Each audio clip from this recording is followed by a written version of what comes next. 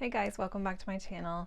I'm Farrah and today's video is going to be a book haul. Oh my gosh, I haven't done a book haul in a long time. I think the last one I did was in the springtime around my birthday. I had one book haul, but yeah, for pretty much all of 2024, I haven't been buying any books because of the Read What You Own challenge. So the Read What You Own challenge I started back in November last year, and then I finished in October.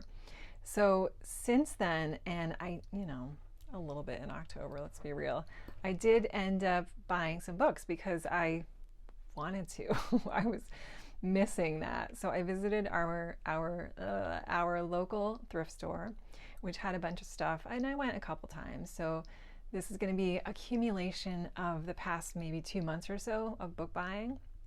And then I did go out and buy some brand new books as well, which I don't usually do, but I wanted to, so so let's get started. There's a lot of books, so I'm not going to spend a ton of time going in depth about each plot or anything like that, but we'll just go through an overview. So since there's a lot, I kind of split them up into genres a little bit. So we're going to start with the classics. Yes. First, I found this copy of Harriet Beecher Stowe's Uncle Tom's Cabin, which is a really nice Oxford World's Classic edition. Whoops. Should I edit that or leave it in? Okay. So, yeah, this is something that I definitely think I would give a try. It's bigger than I thought. So I do love these versions. I mean, I always was a penguin black spine girl, if we're being honest, but I'm falling in love with these Oxford classics a lot. And I just love how they have the nice introductions and a little bit of extra bonus stuff in the end. So yeah, hopefully I'll get to this at some point. And I have to tell you that all of these books that I bought that were used, they were about $6 for $1, which is so amazing. Okay, so next I found this one. This is another Oxford World Classics, and I'm going to say this wrong. I'm going to embarrass myself. But you know what? I am going to attempt it. Okay, we've got Sophocles,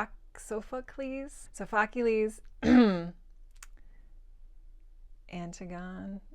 No. Oedipus the King, maybe. Electra, yes, I got Electra. So I don't know, it's really short. It's a classic. I would love to give it a try to see if I like it. Also from the thrift store, I found a copy of The Color Purple by Alice Walker. Another one that I've always had my eye on, so hopefully can give this a whirl at some point. This is supposed to be excellent. All right, I also got another of the Oxford World Classics. This is Notre Dame de Paris by Victor Hugo. Beautiful cover. I bought it for the cover. I was contemplating Penguin versus this one, but the cover won out for me on this, even though I think the translation of the Penguin might be a little bit better for me from what I've read, but I'll put a picture of the Penguin and you can decide which one. Tell me which one you would have bought. Okay, so this one I am doing a group read over on Voxer with Mark from Book Time with Elvis, and Summer from Sterling Reads, and Shawn D. Standfast, and Brandy from the Bookclectic. We're all reading this together, all at our own different paces, but it's just been fun to chat a little bit about that and get other people's insights and what they like about it as well. I also picked up another gorgeous Oxford World Classics. This is Vanity Fair by William Makepeace Thackeray. And I originally actually got this book because I was going to do a different group read on Voxer with, again, Mark from Book Time with Elvis and Jim from Mysteries and Mayhem and a couple other people. And I started it and I was really enjoying it, and I just couldn't commit to it right this second. So I'll be picking this up at some point again. But another really nice, cool cover. And I love these editions because they're pretty easy to hold open, and I don't know, I just like them. I also got The Law and the Lady by Wilkie Collins. This one I bought used on eBay just for a couple dollars. And I haven't read any Wilkie Collins yet, but I'm dying to. This is an author that I really want to get into. And I'm kind of weird about classics because I don't want to read everybody's best book first. So I'm trying to read a little bit of the less popular ones by these authors first to work my way up to their better works.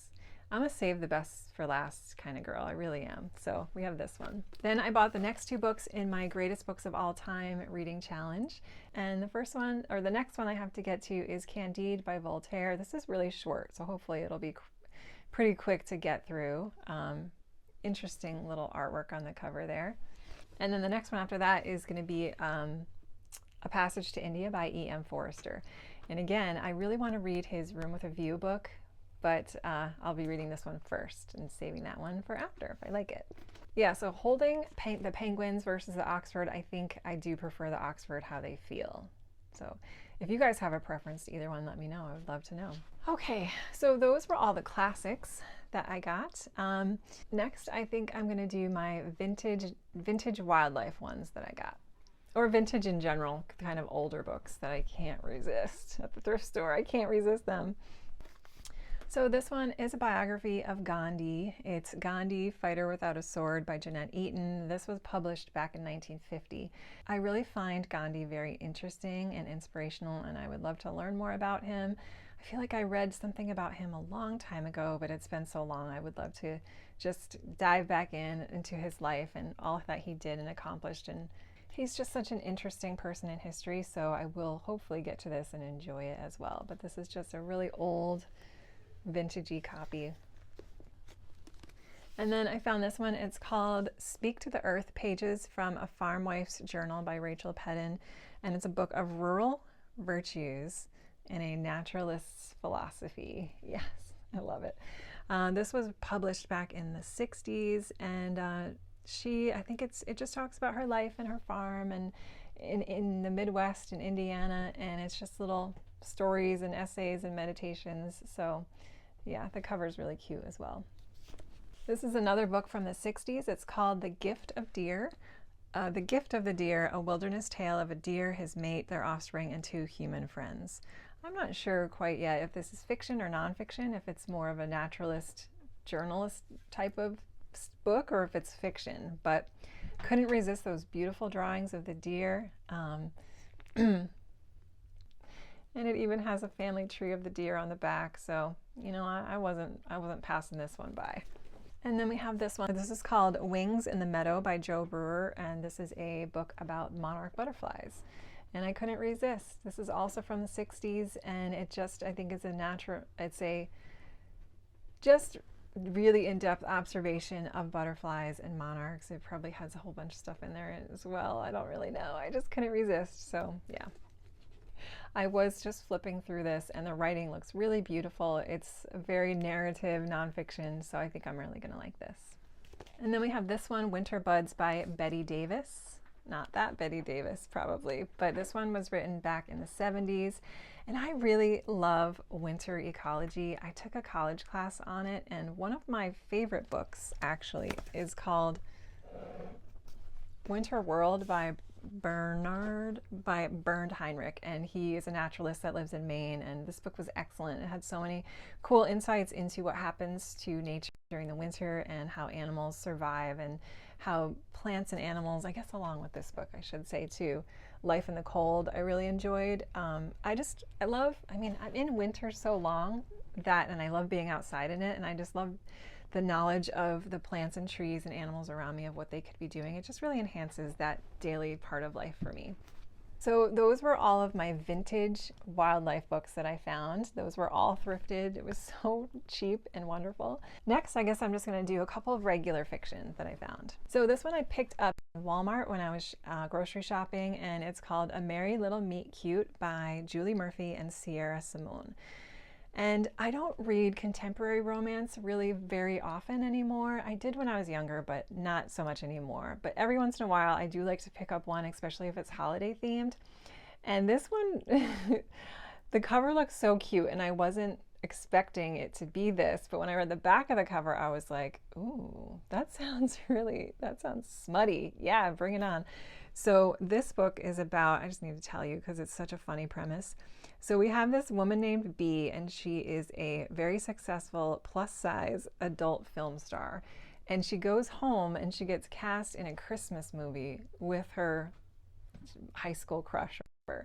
So it's just a funny, I don't know, it's going to be really spicy, I think. But you know, sometimes you just need to dump a little brandy in that eggnog and go for it. So I think this should be a fun read at the very least. And then completely opposite of that, we have The Sins of Herod by Frank Slaughter. Oh, my cats are fighting. Can you hear them hissing?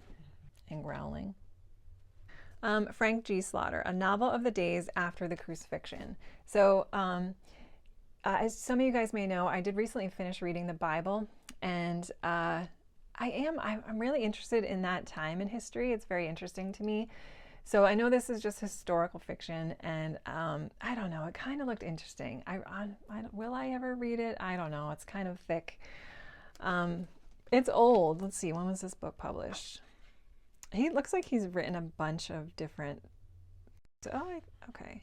Yeah, this was written in the 60s. I don't know. I like reading about biblical characters. They're really interesting, especially when you see different perspectives of them or different interpretations of them. Like, you pick one little character out of the Bible and you kind of expand on what their life was. So yeah, this might be interesting, or it might not. We'll see. And this one is called, so I did pick up a science fiction by Michael Crichton. I have Jurassic Park somewhere up there that I would like to read, but this is pretty short, it looks like. But this is called The Andromeda Strain, and I don't know, why not? Okay, and this gem is called Anathema by Colleen Coble, and I think this is about an Amish girl that went on her Rumspringa and ran away from the Amish community, and I don't know, it just looked interesting. We'll see how this one goes. This regular historical fiction. I'll just read you the back, actually. Welcome to Park County, Indiana, land of peaceful farms and covered bridges, Amish quilts and horse-drawn buggies, romance and murder. Yes, please. Okay, we've also got Midwives by Chris Bongelin. And this book has to do with a midwife that gets herself in some legal trouble. I think there's a thriller, courtroom drama aspect of it. Maternity is always really interesting to me, and midwifery, so yeah, couldn't resist this one. Then I randomly picked up this one too. It's just a historical fiction, A Clearing of the Wild by Jane Kirkpatrick. And this looks like a good old prairie tale based on a true story. I'm just going to read you one little blurb. A community searching for refuge, a woman finding her voice. The people of Bethel, Missouri seek to live in simplicity and generosity, existing in the world in the 1850s, but remaining set apart from its distractions and vanities. Rather than finding peace in this world, peace in this would-be utopia, spirited young Emma Wagner chafes at the constraints of a culture that values conformity over independent thought, especially in women. Go girl. So yeah, maybe I'll get to this one. Then we've got The Red Tent. I think this is a pretty popular book. It has to do with biblical characters, I think. Okay, it says, it's tempting to say that it would be what the Bible would have been like if it was written by women. So, we'll see. Then I also found a Kazu Ishiguro book called Never Let Me Go, and I've heard excellent things about this, so I was excited to find this one in the wild. Okay, and then the last category, we're almost done, I swear, is going to be just nonfiction. A lot of these are kind of like human disaster stories, but I love them. I love them. So I found these two. These are both by Jon Krakauer, Into the Wild and Into Thin Air. So I'm sure most of you have probably heard about these. One is a polar exploration gone really badly, and then this one is, yeah, so they're both kind of tragic, but, you know, we all like what we like, I guess, right? Then we've got Wild. I hope you guys can't hear my cats chasing each other and hissing and growling, but we've got Wild, From Lost to Found on the Pacific Crest Trail. So this is a true story about a woman who hiked the Pacific Crest Trail. So I love books about people doing crazy things and being out in wilderness, so this one should be really good. Then we've got A Nautical Disaster. This is called Simple Courage, A True Story of Peril on the Sea, and this is about the freighter SS Flying Enterprise that was filled with passengers and cargo going from Europe towards America, and a few days into the voyage it hit a ferocious storm. This happened back in the 1950s. So it's a narrative of the ocean's fury, which, you know, some of you like your true crime, and I like my human disaster stories. Okay, then along those same lines, we've got a book about the Titanic, the complete definitive story from the doomed voyage to the spectacular discovery of the wreckage. So yeah, so we've got some nice cozy holiday reads lined up. Then I've got Okay, these are kind of more sciencey based. This one's more science based, but this one I'm just interested because of my job and of course because I want to live for a long time, but it's called Outlive: The Science and Art of Longevity by Dr. Peter Attia. Rethinking Medicine to Live Longer and Better. So, working in healthcare, I sometimes get torn by what I'm supposed to teach people and what I learn on my own that I resonate with. So, I'm really curious to see what's in this book, if it's different from conventional Western medicine, which I don't always agree is the best approach to everything, or if it has more insights and things that I resonate with. So this should be really interesting. It's big, so it probably will take me forever to read it, but yeah, I hope to get to this one, definitely. And then the final book, the Save the Best for Last, is The Hidden Language of Cats: How They Have Us at Meow. I don't know. I mean, do I have to even say anything? Yes. So that is my book haul, my long-awaited, many months of waiting to buy books. That was my splurge. So I think I'm good for a while. No need to do any more hauling or buying of books. I can get everything else from the library. But I hope you guys enjoy the video. I really hope you're enjoying the books that you own, and if you're not doing the Read What You Own challenge, you know, just enjoy, treat yourself. Now, I am not going to be doing the Read What You Own challenge this year. I'm giving myself a year off, and then I'm going to go back to it next year. But so you might see a few more book hauls throughout the year, but I do try not to. I do try to hold control over myself, but that 6 for $1 thing, you know, I mean, sheesh. Okay.